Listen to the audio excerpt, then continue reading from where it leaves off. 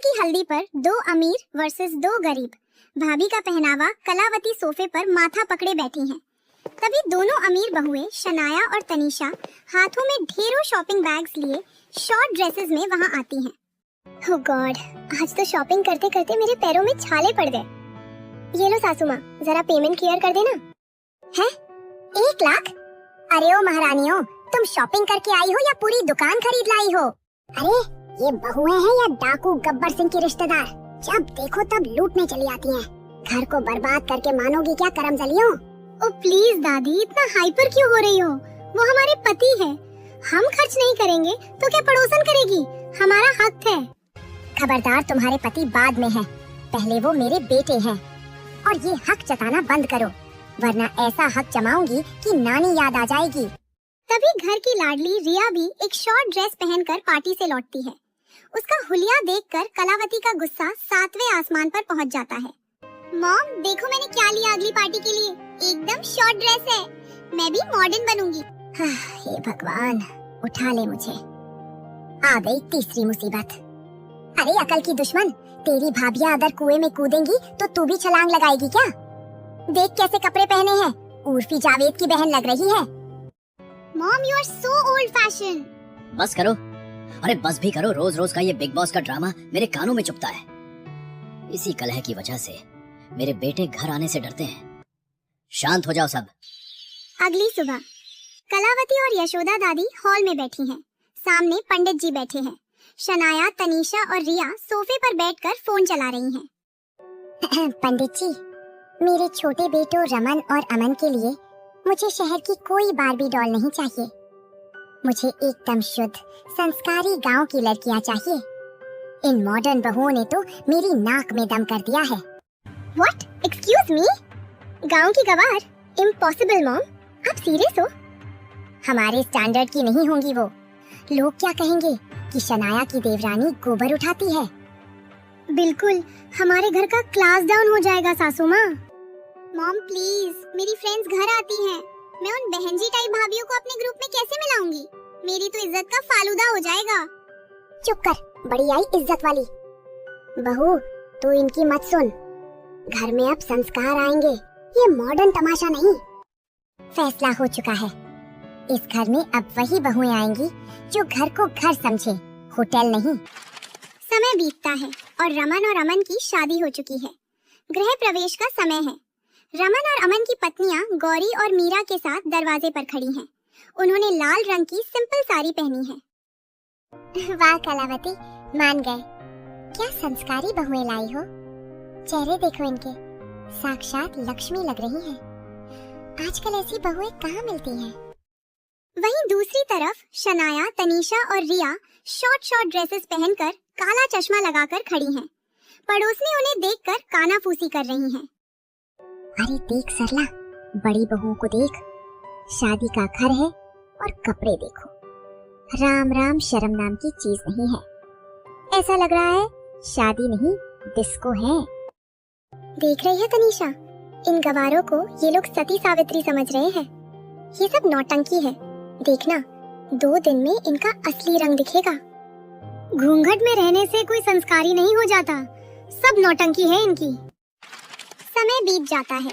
मुंह दिखाई की रस्म चल रही है। गौरी और मीरा ने बहुत हल्का मेकअप किया है और बहुत सिंपल साड़ी पहनी है। कलावती और दादी सास उनकी नजर उतार रही हैं। देखो मेरी बहुएं कितनी प्यारी लग रही हैं। इसे कहते हैं सुंदरता। कोने में खड़ी शनाया और तनीषा अपनी हंसी रोक नहीं पा रही हैं। वे जानबूझकर जोर से गौरी और मीरा की बुराइयां कर रही हैं। अरे शनाया, जरा इनका मेकअप तो देख, लगता है आटा पोत लिया है मुंह पर। बिल्कुल ओल्ड फिल्म की हीरोइन लग रही है। और साड़ी तो देखो, लगता है किसी म्यूजियम से चोरी करके लाई है या दादी माँ के संदूक से निकाली है। छी, कितना चीप टेस्ट है। सच में भाभी, मेरे घर में तो ये मेड से भी गई गुजरी लग रही है। गौरी और मीरा सब सुन रही हैं। उनकी आंखों में आंसू आ जाते हैं, लेकिन वे पलटकर जवाब नहीं देती। वे चुपचाप मुस्कुराती रहती हैं। जिसके खुद के कपड़े आधे हों, वो दूसरों के पूरे कपड़ों पर नहीं हंसा करते। जाओ, यहाँ से दफा हो जाओ। शनाया और तनीषा वहाँ से चली जाती हैं। रिया के कमरे में कोहराम मचा है। वह शीशे के सामने बैठी रो रही है। उसके गाल पर एक बड़ा सा लाल पिंपल निकल आया है। शनाया और तनीषा भी वहाँ हैं। ओह नो मॉम, ये क्या हो गया? 4 दिन बाद मेरी बेस्ट फ्रेंड की पार्टी है और मेरे फेस पर ये लाल किला खड़ा हो गया। अब मैं क्या करूँगी? मेरी तो लाइफ बर्बाद हो गई। चिल बेबी, इतनी सी बात पे इतना ड्रामा। ये ले, ये सबसे महंगी क्रीम है, विदेश से मंगवाई थी। इसे लगा ले, पिंपल ऐसे गायब होगा जैसे गधे के सिर से सींग। रिया जल्दी से क्रीम लगाती है, लेकिन थोड़ी ही देर में वो जोर जोर से चिल्लाने लगती है। उसका चेहरा और लाल हो जाता है और जलन होने लगती है। आह भाभी, ये क्या दिया आपने? मेरा फेस तो जल रहा है। हाय राम, ये तो और बड़ा हो गया। तभी गौरी और मीरा वहाँ आती हैं। उनके हाथ में एक कटोरी है जिसमें लेप है। ननद जी, घबराइए मत, ये लीजिए, नीम और चंदन का लेप है। हमारी दादी माँ कहती थी कि ये चेहरे की सारी गर्मी खींच लेता है। 2 दिन लगाइए, पिंपल का नामो निशान मिट जाएगा। छी, क्या है ये? गोबर जैसा लग रहा है। हटो यहाँ से, मुझे ये गवारों वाले टोटके नहीं चाहिए। ननद जी, कड़वी दवाई ही बीमारी काटती है। एक बार भरोसा करके देखिए, अगर ठीक ना हो तो जो सजा देंगी मंजूर है। रिया जलन से परेशान है, इसलिए ना चाहते हुए भी लेप लगा लेती है। 2 दिन बाद रिया शीशे में अपना चेहरा देखती है। पिंपल पूरी तरह गायब हो चुका है। ओह माय गॉड, ये तो मैजिक हो गया। मेरी स्किन तो ग्लो कर रही है। ठीक तो हो गया, पर इन गवारों की तारीफ नहीं करूंगी, वरना सिर पर चढ़ जाएंगी। मेरी भाभियाँ अच्छी नहीं है। गवार है गवार, दोनों की दोनों। शाम का समय है, रिया को पार्टी में जाना है। शनाया और तनीषा उसे तैयार कर रही हैं। बस 2 मिनट रिया, आज तुझे ऐसा तैयार करेंगे कि सबकी आंखें फटी रह जाएंगी। तुझे एकदम इंटरनेशनल मॉडल लुक देंगे। तैयार होने के बाद रिया शीशे में खुद को देखती है। उसके बाल चिड़िया के घोंसले जैसे खड़े हैं, होठ एकदम काले और गालों पर इतना ब्लश है जैसे किसी ने थप्पड़ मारा हो। वो भूतनी लग रही है। ये क्या बना दिया मुझे? मैं पार्टी में जा रही हूँ या हॉरर शो में? मैं तो पूरी जोकर लग रही हूँ, सब हंसेंगे मुझ पर। सत्यानाश कर दिया तुम लोगों ने। What? इसे लुक कहते हैं रिया, तुझे फैशन की समझ ही नहीं है। रिया रो रही है। तभी गौरी और मीरा आती हैं। वे कपड़े से उसका एक्स्ट्रा मेकअप पोंछती हैं। चुप हो जाइए ननद जी, भगवान ने इतना सुंदर चेहरा दिया है, इसे पोतने की क्या जरूरत। गौरी उसका सिंपल मेकअप करती है। अब रिया किसी परी जैसी लग रही है। नॉट बैड, अब लग रही हो इंसान। ठीक है, ज्यादा हवा में मत उड़ना। वैसे भी मेरे पास टाइम नहीं था, इसलिए तुमसे करवा लिया। रिया वहाँ से चली जाती है। गौरी और मीरा एक दूसरे को देखकर मुस्कुराती हैं। हॉल में रिया अपनी 3-4 मॉडर्न सहेलियों के साथ बैठी है। वे इंग्लिश में बातें कर रही हैं और हंस रही हैं। तभी गौरी और मीरा ट्रे में चाय और समोसे लेकर आती हैं। उन्होंने सिंपल साड़ी पहनी है। ओह नो, ये फिर आ गई। अरे तुम लोग क्यों आई? मैंने कहा था ना नौकर भेज देना। जाओ यहाँ से, मेरी फ्रेंड्स के सामने मुझे शर्मिंदा मत करो। रिया, ये तेरी मेड्स है क्या? बड़ी देसी है यार। देखा रिया, कहा था ना मैंने, ये गवार हर जगह नाक कटवाएंगी। इन्हें तो हॉल में आने की भी तमीज नहीं है। हम तो बस नाश्ता लाए थे ननद जी। मेहमान भगवान होते हैं। लेक्चर मत दो, गेट आउट। गौरी और मीरा ट्रे रखकर चुपचाप वहाँ से चली जाती हैं। रात का समय है। रिया अपने कमरे में बैठी फोन चला रही है। तभी शनाया और तनीषा उसके कमरे में आती हैं। देख रिया, तुझे बुरा लगा ना आज? हमें भी लगा, पर क्या करें, ये गांव वाली है ही ऐसी। और तुझे पता है, ये जानबूझकर तेरे लिए अच्छा काम करती हैं। वो पिंपल ठीक करना, मेकअप करना सब नाटक है, ताकि माँ जी की लाडली बन सके और तुझे साइडलाइन कर दे। ये बहुत चालाक लोमड़ियाँ हैं। साइडलाइन मतलब ये मेरी जगह लेना चाहती हैं? बिल्कुल।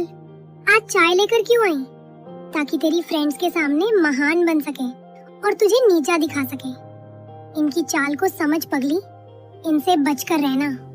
सही कह रही हो भाभी, अब समझ आया। मैं इनको कामयाब नहीं होने दूंगी। अब देखो मैं इनके साथ क्या करती हूँ। रिया का बर्थडे है। हॉल को गुब्बारों से सजाया गया है, लेकिन रिया का चेहरा उतरा हुआ है। वो सोफे पर कंबल ओढ़कर बैठी है। वो थोड़ी बीमार लग रही है। शनाया और तनीषा पिज्जा, बर्गर और पास्ता लेकर आती हैं। हैप्पी बर्थडे बेबी, देखो हम क्या लाए हैं। एक्स्ट्रा चीज पिज्जा और क्रीमी पास्ता। भाभी आप जानती है ना, मैं बीमार हूँ। डॉक्टर ने तेल मसाला और बाहर का खाना सख्त मना किया है। अरे बेबी, बर्थडे है, थोड़ा सा खाने से कुछ नहीं होता। अब क्या बीमारों की तरह खिचड़ी खाओगी? चिल कर यार। तभी किचन से खुशबू आती है। गौरी और मीरा ट्रे में एक खास चीज लेकर आती हैं। जन्मदिन मुबारक हो ननद जी, ये लीजिए आपके लिए स्पेशल मावे का केक। इसमें ना मैदा है ना क्रीम, घर का शुद्ध मावा और गुड़ है। डॉक्टर भी खुश और आप भी खुश। मावे का केक, ये तो बहुत टेस्टी है। थैंक गॉड, मुझे भूखा नहीं रहना पड़ेगा। पार्टी अच्छी बीतती है, सब एंजॉय करते हैं। पार्टी के बाद जब सब चले जाते हैं, रिया गौरी और मीरा के पास जाती है। सुनो तुम दोनों, ज्यादा खुश होने की जरूरत नहीं है। मुझे पता है तुम दोनों ने ये सब जानबूझकर किया ताकि मम्मी पापा के सामने महान बन सको और शनाया भाभी को नीचा दिखा सको। मुझे तुम्हारी ये सास बहू सीरियल वाली चालें समझ आती हैं। दफा हो जाओ मेरी नजरों से। कुछ महीनों बाद रिया के लिए एक बहुत अच्छे और संस्कारी परिवार से रिश्ता आता है। लड़की वाले हॉल में बैठे हैं, तभी शनाया और तनीषा नाश्ता लेकर आती। उन्होंने बेहद छोटी ड्रेस पहनी है। अरे ये कौन है? Hi uncle, I am Shanaya, Riyaz भाभी। और ये तनीषा। वैसे आप लोग बड़े बोरिंग लग रहे हो, थोड़ी वाइन मंगाऊं क्या? पार्टी शुरू करते हैं। राम राम, ये कैसी बातें कर रही हैं? और कपड़े देखो इनके। हरिशंकर जी, माफ कीजिएगा, हम एक संस्कारी बहू ढूंढ रहे थे, लेकिन जिस घर की बड़ी बहुएं ही ऐसी उर्फी जावेद बनी घूम रही हों, वहाँ की बेटी को क्या संस्कार मिले होंगे? एक्सक्यूज मी अंकल, इसे फैशन कहते हैं। आप लोग तो आदि मानव के जमाने के हो। बस बहुत हुआ, हमें ये रिश्ता मंजूर नहीं। चलो भाग्यवान। लड़के वाले वहाँ से चले जाते हैं। रिश्ता टूटने के गम को भुलाने के लिए परिवार शॉपिंग पर जाता है। एक बड़े मॉल में शनाया रिया के लिए कपड़े देख रही है। रिया, ये देख, ये पहनकर तो एकदम पटाखा लगेगी। जो लड़का तुझे रिजेक्ट करके गया है ना, वो पछताएगा। नहीं ननद जी, ये आप पर अच्छी नहीं लगेगी, थोड़ी ज्यादा ही छोटी है। हमें कुछ अच्छा और संस्कारी लेना चाहिए जो आपकी खूबसूरती बढ़ाए। ओह हेलो बहन जी, तुम चुप रहो। तुम्हें फैशन का एफ भी पता है, गवार कहीं की। रिया को मॉडर्न बनना है, तुम्हारी तरह नहीं। भाभी, फैशन अपनी जगह है और इज्जत अपनी जगह। माँ जी ने जिम्मेदारी दी है। ननद जी, आप ये सूट लीजिए, इसमें आप राजकुमारी लगेंगी। वैसे तो ये सूट प्यारा लग रहा है। ठीक है, लाओ, मैं ये सूट ही लूंगी। पर इसका मतलब ये नहीं कि तुम लोग फैशन डिजाइनर बन गई हो, तुम अभी गवार हो। कुछ समय बाद रिया के लिए दूसरा रिश्ता आता है। रिया तैयार हो रही है। शनाया फिर से अपना मेकअप किट लेकर पहुंच जाती है। रुक, आज तुझे ऐसा तैयार करूंगी कि लड़का देखते ही बेहोश हो जाए। तभी कलावती वहां आ जाती है। रिया का चेहरा देखकर वो गुस्से में आ जाती है। खबरदार जो तूने इसे हाथ भी लगाया। पिछली बार तेरी वजह से रिश्ता टूटा था। तुझे क्या लगता है लड़का सर्कस का जोकर देखने आया है? हट यहाँ से। गौरी, मीरा, इधर आओ, मेरी पोती को तैयार करो, नजर ना लगे मेरी बच्ची को। गौरी और मीरा आती हैं। वे रिया को एक प्यारी सी साड़ी पहनाती हैं, बालों में गजरा लगाती हैं और हल्का मेकअप करती हैं। रिया शीशे में खुद को पहचान नहीं पाती। वाओ, मैं इतनी अच्छी भी लग सकती हूँ। जब रिया चाय लेकर हॉल में जाती है तो लड़का उसे देखता रह जाता है। जी, हमें रिश्ता मंजूर है, शुक्र है भगवान का, बधाई हो जी। शादी की शॉपिंग का दिन है। पूरा परिवार एक बड़े मॉल में है। शनाया और तनीषा रिया को एक शॉप में ले जाती है। रिया, ये देख, ये वाला लहंगा अच्छा है, एकदम क्लासी। इसे पहनकर तो तू बॉलीवुड हीरोइन लगेगी। है 1.5 लाख? अरे ये क्या, इतना पैसा? और कपड़ा देखो, चिंदी भर का, फूंक मारो तो उड़ जाए। शनाया, तुझे मेरे पैसे उड़ाने में बड़ा मजा आता है ना? मॉम, क्वालिटी मैटर करती है, क्वांटिटी नहीं। आपको ब्रांड के बारे में नहीं पता। मुझे ब्रांड्स नहीं, अपना बैंक बैलेंस पता है। हम ये नहीं लेंगे। माँ जी, अगर आप बुरा ना माने तो हमारे एक जानकार है बाजार में, उनकी दुकान पर बहुत अच्छे कपड़े मिलते हैं और दाम भी सही मिलता है। एक बार चलकर देख लेते हैं। वे सभी एक छोटी लेकिन सजी हुई दुकान पर जाते हैं। वहाँ का दुकानदार ढेरों अच्छे और सुंदर लहंगे दिखाता है। मैम साहब, ये लेटेस्ट डिजाइन है और कीमत सिर्फ 25,000। अरे वाह, इसे कहते हैं कपड़ा। भारी भी है और चमक भी रहा है। देख रिया, ये जच रहा है तुझ पर। अच्छा तो है मॉम, मानना पड़ेगा, चॉइस तो अच्छी है इन गवारों की। ठीक है, ले लेते हैं, पर इसका क्रेडिट मैं